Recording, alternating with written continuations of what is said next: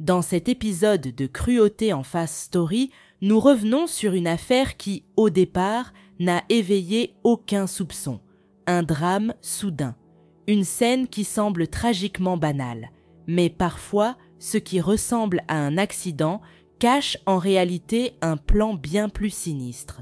Des gestes soigneusement calculés, des choix passés sous silence et un doute grandissant.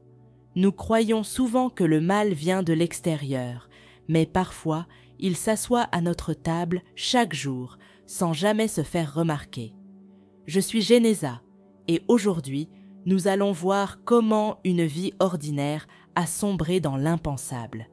Préparez-vous car certaines chutes sont provoquées et rarement dues au hasard. Sally Lawrence. Ce nom, à Leicester, évoquait la joie de vivre à l'état pur. Toujours le sourire aux lèvres, toujours un mot doux pour tout le monde. Une de ces personnes qu'on remarque à peine, mais qu'on n'oublie jamais. Elle avait commencé sa carrière comme secrétaire, mais ce qu'elle distribuait au quotidien, ce n'était pas juste du courrier ou des dossiers, c'était de la lumière. Un vrai rayon de soleil au bureau. Pour elle, le verre était toujours à moitié plein, jamais à moitié vide, disait son patron. Une phrase qui semblait banale, jusqu'à ce qu'elle prenne un tout autre sens, bien plus amer, quelques années plus tard. Sally était célibataire, un divorce derrière elle, un avenir encore flou, mais l'espoir d'un nouveau départ brillait dans ses yeux, et son patron, pensant bien faire, ou jouant peut-être les cupidons de bureau par ennui, a décidé de lui présenter quelqu'un. Selon lui, cet homme était fait pour elle. C'est ainsi qu'elle a rencontré Ian Lawrence, un pilote de ligne, élégant, charmant, le genre de type qui semble tout droit sorti d'un film romantique. Le courant est passé immédiatement. Coup de foudre, frisson, conversation à n'en plus finir. Ils n'ont pas perdu de temps. En quelques mois à peine, Sally et Ian ont décidé de s'unir pour la vie. L'an 2000, leur mariage a été un véritable événement. Plus de 200 invités, des fleurs à n'en plus finir, un banquet qui aurait rendu jaloux un roi. Tout le monde souriait ce jour-là, surtout Sally. Le mariage de Sally et Ian, c'était digne d'un conte de fées. Et quand je dis conte de fées, je parle d'un feu d'artifice de 40 minutes pour lequel ils ont déboursé 15 000 livres sterling.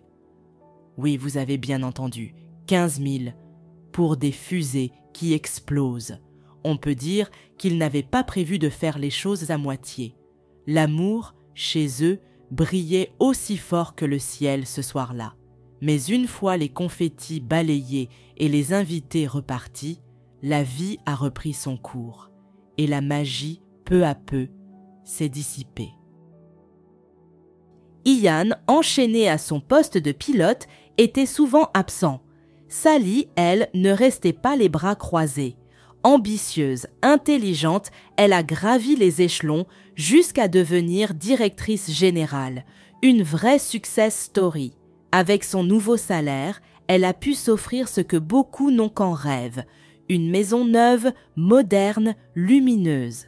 Un foyer parfait pour accueillir ce qui allait être leur plus belle réussite.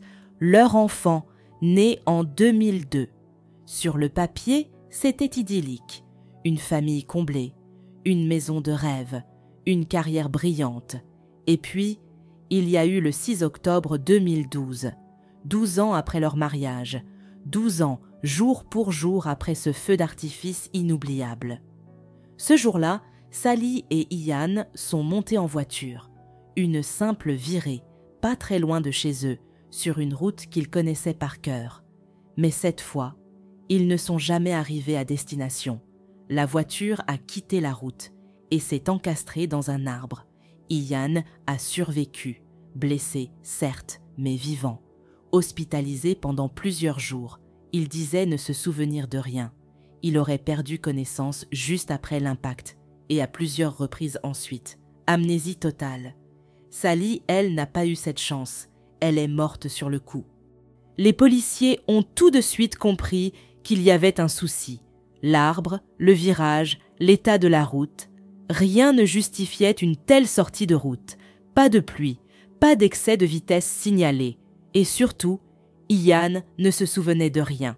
Ce qui, en soi, pouvait sembler plausible ou très pratique. Un accident tragique, disaient certains. D'autres, plus méfiants, ont levé un sourcil, parce que parfois, ce que l'on appelle accident cache une toute autre vérité. Mais voilà, dès les premières minutes, quelque chose clochait, et ce quelque chose, les secours l'ont ressenti instinctivement.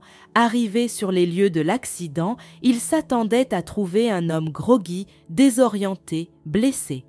Mais à la place, ils sont tombés sur Ian qui, comment dire ça poliment, jouait mal son rôle de victime. Il fermait les yeux, mais ses paupières tremblaient, comme un enfant qui fait semblant de dormir alors que ses parents allument la lumière. Et ce n'était pas juste une impression passagère, non. Les secouristes l'ont observé longuement. Ils avaient vu des gens perdre connaissance, des vrais. Et ce qu'ils voyaient là, c'était différent, ça sonnait faux. Alors, ils ont pris une décision importante. Ils ont signalé leur ressenti à la police, discrètement, mais fermement. Et devinez quoi? À l'hôpital, le personnel médical avait eu exactement la même impression. L'infirmière en charge de Ian n'avait pas de doute. Ses malaises étaient simulés. Pire, il multipliait les pertes de conscience comme s'il écrivait lui-même le scénario. Mais le corps, lui, ne jouait pas le jeu. Aucune trace de traumatisme crânien. Pas une égratignure à la tête. Et pourtant, si l'on en croyait ses blackouts successifs, il aurait dû sortir du coma ou finir avec des lésions cérébrales. Rien de tout ça. Les analyses médicales étaient formelles. Ian allait très bien. Trop bien même, pour un homme censé avoir survécu à un accident meurtrier et perdu la mémoire. Et justement, cette mémoire, elle aussi semblait très sélective.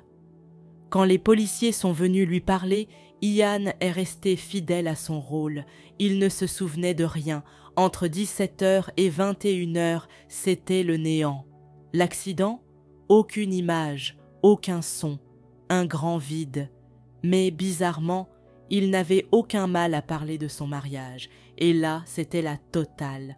Un mariage merveilleux, un couple uni, 12 années de bonheur, une relation parfaite, un conte de fées, selon ses mots. Sauf que, quand les enquêteurs ont commencé à parler aux proches de Sally, aux collègues, aux amis, le château s'est rapidement transformé en maison de cartes. Et la vérité, elle, était tout sauf magique. Si Ian Lawrence voulait convaincre les enquêteurs que son mariage était un modèle de bonheur, il aurait mieux fait de briefer les témoins avant. Parce que la dernière chose qu'on pouvait dire sur sa relation avec Sally, c'est qu'elle était encore consensuelle, du moins dans les dernières années.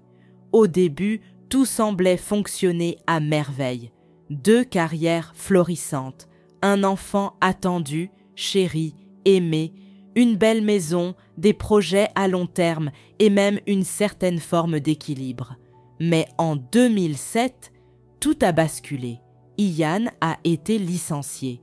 Fin de carrière, fin d'un rêve, fin d'un statut. Il ne voulait plus. Et dans sa tête, c'est lui qui s'est craché. Pour lui, l'aviation n'était pas juste un métier, c'était son identité. Et voir Sally, pendant ce temps, exploser les plafonds de verre, grimper les échelons, devenir directrice générale, signer des contrats et ramener de l'argent. C'était trop pour son ego, trop pour un homme qui s'était toujours vu comme le pilier du foyer. Trop pour un mari qui voyait maintenant sa femme le dépasser en tout. Mais attention, Ian n'était pas du genre à pleurnicher. Non, il voulait reprendre la main. Alors il a lancé des entreprises, plusieurs même, une après l'autre. Sauf que aucune ne marchait. Les clients ne venaient pas, les revenus ne suivaient pas, et les échecs s'accumulaient. Mais lui, dans sa tête, il s'accrochait à un fantasme. Si je réussis, Sally va de nouveau me regarder comme avant. Elle verra que je suis encore un homme. Sauf qu'elle ne voyait rien de tout ça. Et lui, ce qu'il voyait, c'était son propre reflet. Un homme qui n'était plus le principal pourvoyeur, plus le héros du foyer. Celui qui apportait le pain, c'était elle, désormais. Et cette inversion des rôles, il ne l'a jamais digérée. Sa fierté, égratignée, sa virilité, menacée, et le plus inquiétant, c'est que cette rage silencieuse, cette frustration croissante, il la gardait pour lui. Le vernis avait craqué, lentement, mais sûrement, et sous la surface lisse de leur belle maison, l'amour avait laissé place à quelque chose de plus froid, de plus tranchant. Les disputes étaient devenues la norme. La jalousie d'Ian, sourde au début, s'était transformée en colère explosive. Des accès d'humeur soudains, parfois sans raison, toujours démesurés. Sally, elle, n'avait plus qu'une stratégie de survie. Fuir. Fuir l'ambiance glaciale. Fuir les cris. Fuir un homme qu'elle ne reconnaissait plus. Ils ne partageaient même plus la même chambre. Leur lit conjugal n'était plus qu'un souvenir. 2 chambres, 2 vies, 2 étrangers. Sally passait de plus en plus de temps chez sa famille. Pas pour rendre visite par plaisir, non, mais pour éviter son propre mari. Chez elle, ce n'était plus un foyer, c'était un champ de mines. Et chaque minute passée sous le même toit qu'Ian était une minute de trop. Sur le papier, ils étaient encore mariés. Mais dans les faits, il n'y avait plus rien à sauver. Sally, elle, l'avait compris. Et elle avait pris sa décision. En 2012, elle a entamé les démarches pour divorcer. Mais ce n'était pas tout. Un autre homme était entré dans sa vie, depuis plusieurs mois déjà. Et avec lui, elle se projetait à nouveau. Une vraie vie, une seconde chance. Ian, lui, ne faisait plus partie du plan. Et comme c'était elle qui avait acheté la maison, elle lui a demandé de partir. Mais Ian, il a refusé. Pour lui, quitter la maison, c'était comme admettre qu'il avait tout perdu. Il estimait que cette maison lui appartenait aussi. Et à partir de ce moment-là, son comportement a pris un tournant beaucoup plus inquiétant. Sally avait peur. Pas une crainte vague, une peur viscérale. Elle en était certaine. Un jour, Ian allait la tuer. Ce n'était plus une supposition, c'était une conviction. Elle en a parlé à son patron, un proche, un confident, mais lui, il a tenté de la rassurer. Les hommes comme ça ne vont jamais jusqu'au bout, Sally. Ce sont juste des harceleurs. Ça crie, ça menace, mais ça ne frappe pas. Des mots vides et tellement faux, parce que si Sally était encore là pour témoigner, elle vous dirait que ce genre d'homme, justement, c'est le plus dangereux, celui qui se sent humilié, celui qui pense qu'on lui vole ce qui lui revient, celui qui n'accepte pas la fin. Et dans la tête d'Ian Lawrence, la fin n'était pas une option. Le divorce était presque acté. Encore 2 jours, juste 48 heures, et Sally aurait enfin été libre. Libre de vivre sa vie, libre d'aimer à nouveau, libre de respirer. Tout avait été réglé à l'amiable, du moins c'est ce qu'elle croyait. La maison, c'est elle qui l'avait achetée, et Ian avait accepté qu'elle y reste avec leur fils, âgé de 10 ans. Il ne devait pas réclamer un centime, mais les choses ont brutalement changé. Ian a soudain revu sa position. Il ne voulait plus partir dignement. Il voulait la moitié de la maison, et pas une brique de moins, 300 000 livres sterling. C'est ce qu'elle valait, et il était convaincu d'en mériter la moitié, comme si tout ça lui revenait de droit, pas parce qu'il l'avait mérité, mais parce qu'il n'acceptait pas de perdre. Son comportement est devenu de plus en plus imprévisible, explosif. Sally, elle, n'avait plus le moindre doute. Il pouvait aller jusqu'au bout. Elle avait si peur qu'elle avait installé un cadenas à sa propre porte de chambre. Oui, un cadenas dans sa propre maison. Et chaque soir, elle verrouillait sa porte à clé. Parce que dormir à quelques mètres de cet homme, c'était comme partager un lit avec une grenade dégoupillée. Alors, quand les policiers ont découvert tout ça, ils ont compris immédiatement que cette affaire ne sentait pas l'accident. Ça puait la mise en scène. Une mise en scène maladroite, bancale, mais possiblement mortelle. La voiture, une Peugeot 406 Break, vieille de 10 ans, celle d'Ian, sale, négligée, pleine de déchets, une extension roulante de son mal-être. Mais ce n'est pas ça qui a déclenché les premières alertes. Non, c'est le fait que Sally était à l'intérieur. Parce que Sally avait sa propre voiture. Une voiture propre, bien entretenue, qu'elle conduisait tous les jours. Et pourtant, ce jour-là, elle avait pris celle de son futur ex-mari. Pourquoi ? Pourquoi monter dans cette épave, avec un homme qu'elle craignait au point de barricader sa chambre la nuit? Et puis, il y avait la vitesse, 80 km/h. L'arbre, frappé de plein fouet, et le détail qui glaçait le sang des enquêteurs. Pas la moindre trace de freinage, pas un coup de volant, pas une hésitation, juste l'impact. Alors la question était là, suspendue comme une corde dans le silence. Était-ce vraiment un accident? Ou est-ce qu'Ian Lawrence savait exactement ce qu'il faisait? Tous ceux qui connaissaient Sally Lawrence vous le diraient sans hésiter. Jamais elle ne serait montée dans cette voiture. Pas dans celle-là.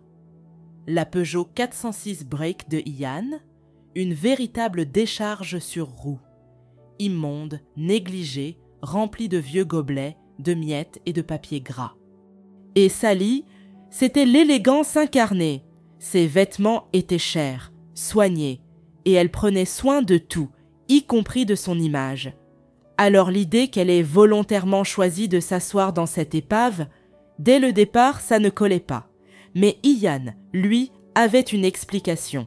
Ils allaient, soi-disant, jeter du bois à la décharge, en couple, un samedi, comme si leur mariage était encore ce qu'il avait été, un petit projet de bricolage en duo, alors qu'elle s'apprêtait à le quitter pour de bon. Parce que ce jour-là, Sally avait d'autres plans. Leur fils était en voyage scolaire pour le week-end, et elle avait prévu de rejoindre son nouveau compagnon. Elle avait fait ses valises, soigneusement posées sur la banquette arrière de sa Jaguar. Elle était prête à partir, à tourner la page. Et pourtant, elle a fini sur le siège passager de la Peugeot de Ian.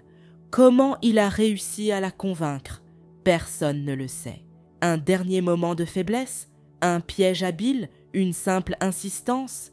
Ce qui est sûr, c'est que ce trajet n'aurait jamais dû avoir lieu. Et ce qui est encore plus troublant, c'est ce qui s'est passé pendant ce trajet. Les enquêteurs avaient déjà noté l'absence totale de freinage, aucune tentative pour éviter l'impact. Et le virage, même pas serré. Un conducteur raisonnable aurait pu le prendre à 110 à l'heure sans frôler le danger. Ian roulait à 80. Et pourtant, il a foncé droit dans un arbre. Et là, un autre mystère. Pourquoi les blessures étaient-elles aussi asymétriques? Sally est morte sur le coup. Ian, lui, pas une fracture, pas un bras cassé, même pas un hématome digne de ce nom. Et quand on lui a demandé pourquoi il s'en est sorti aussi bien, il a répondu calmement « Elle ne portait pas sa ceinture de sécurité. » Sauf que là encore, rien ne collait. Sally, obsédée par la sécurité, ne roulait jamais sans sa ceinture. C'était presque une manie, une règle de vie. Ses proches, eux, ne croyaient pas une seconde à cette version. Alors une question a commencé à tourner dans toutes les têtes.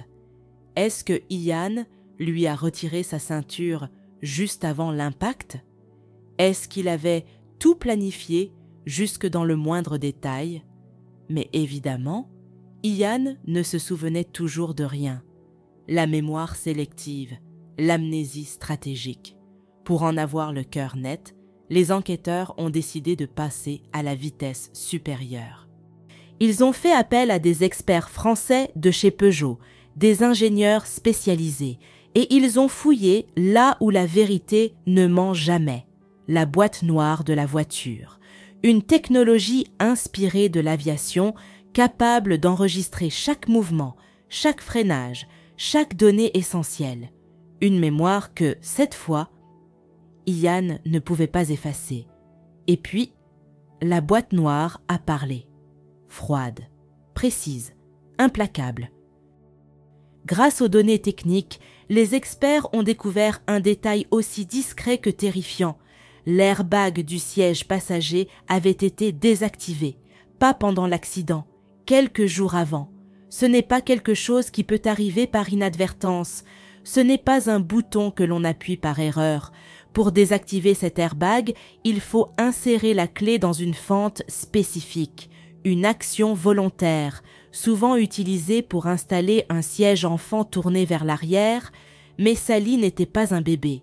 Elle était une épouse sur le point de partir, et tout indiquait que Ian l'avait désactivé lui-même, délibérément, préparant la scène, anticipant la trajectoire. Les enquêteurs ne pouvaient plus ignorer l'évidence. Il ne s'agissait pas d'un simple accident, c'était une mise en scène, et le seul metteur en scène possible, c'était Ian Lawrence, 52 ans. Dès sa sortie de l'hôpital, il n'est pas rentré chez lui. Il n'a pas vu son fils. Il a été conduit directement en cellule. Et là, une question est restée suspendue comme une lame au-dessus du vide. Pourquoi? Pourquoi tuer la mère de son fils?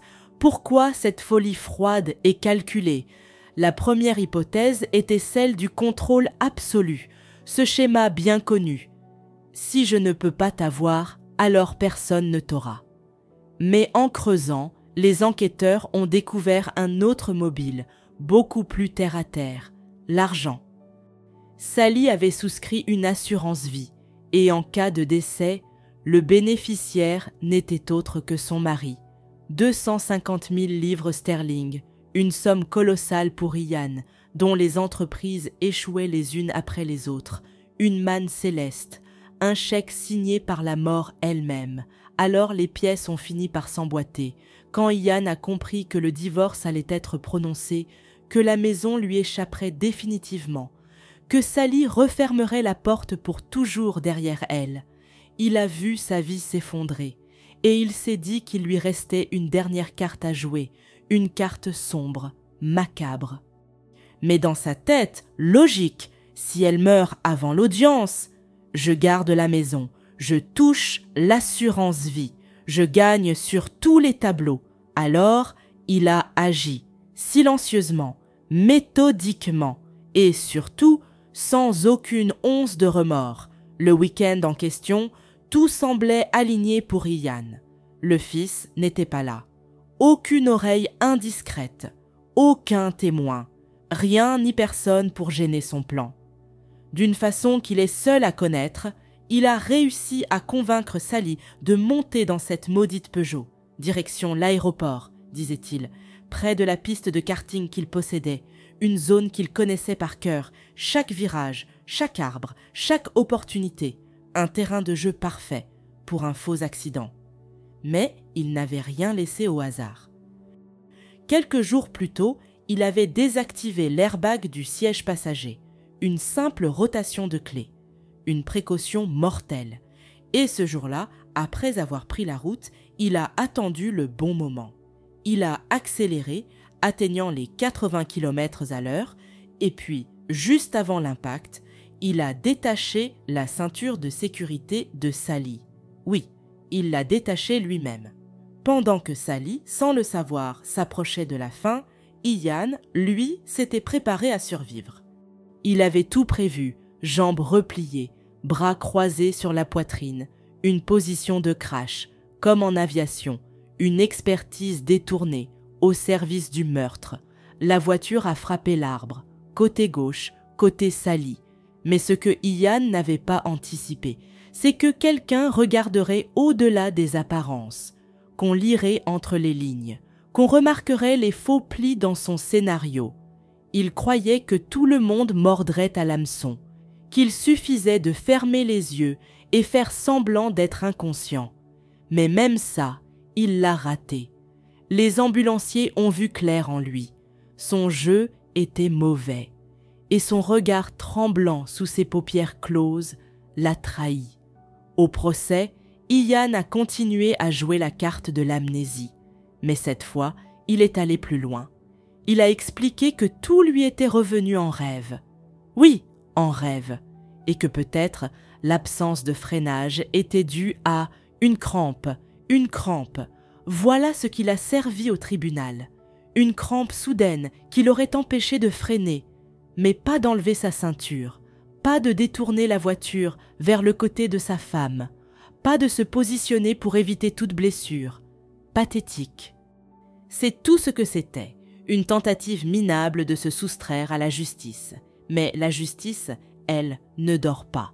Et quand toutes les preuves ont été posées devant le jury, le doute n'avait plus sa place.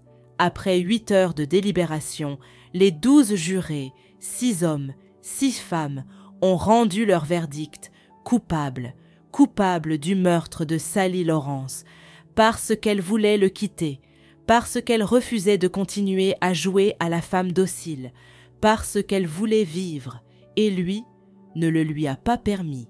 Ian Lawrence a été condamné à la réclusion criminelle à perpétuité avec une peine de sûreté de 24 ans, 24 années avant même de pouvoir rêver d'une libération. Mais pour Sally, il n'y aura jamais de seconde chance. Elle voulait simplement commencer un nouveau chapitre, mais son passé a décidé de la réduire au silence. Eh bien, chers spectateurs, c'est ici que se termine l'histoire criminelle d'aujourd'hui. Je serais très intéressée de connaître votre avis, alors je vous invite à le partager dans les commentaires de la vidéo, toujours dans le respect de la victime et de sa famille. N'oublions jamais que nous pouvons débattre, mais avec le respect que chacun mérite. Je vous rappelle de vous abonner à la chaîne et de laisser un like pour me faire savoir que mon travail vous plaît. Bonne nuit et à la prochaine histoire criminelle.